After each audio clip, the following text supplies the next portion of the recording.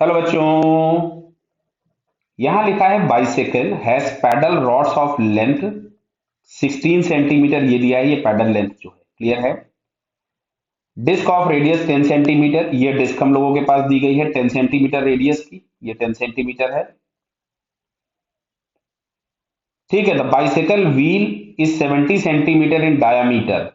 ये 70 centimetre radius 35 दी है आपको।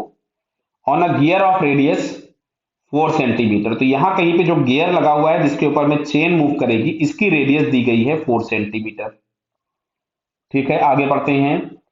The speed of the cycle is constant. Speed अगर कांस्टेंट दी गई मतलब net torque net force zero है, कांस्टेंट। ठीक है। And a cyclist applies 100 newton force that is always perpendicular to the pedal rod. देखो दिया हुआ है always perpendicular to the pedal rod as shown in the figure.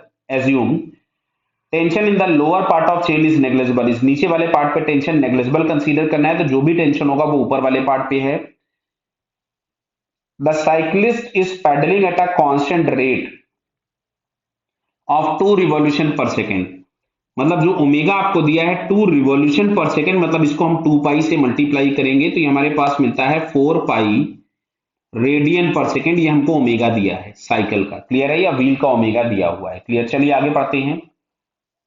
Assume that force applied by the other foot is zero. ठीक है, दूसरे वाले पैर से हम कोई फोर्स नहीं लगा रहे हैं, जब ये हम 100 न्यूटन फोर्स लगा रहे थे। Neglect the friction within the cycle part and rolling friction. The power delivered by the cyclist is equals to, clear है। देखो P इज इक्वल्स टू, यहां पे हम लोग लिख सकते थे टाउ इंटू ओमेगा। तो सबसे पहले हमें टॉर्क फाइंड करना होगा किसका, साइक्लिस्ट का। तो वो जो फोर्स लग रहा था 100 और पैडल का डिस्टेंस दिया था 16, तो 16 upon 100 perpendicular distance into omega is 4 पाई। इससे 100 से 100 उड़ा दीजिए, 16 सेंटीमीटर था इसलिए मैंने मीटर में कन्वर्ट किया, तो ये आ गया 64 पाई वॉट, क्लियर है।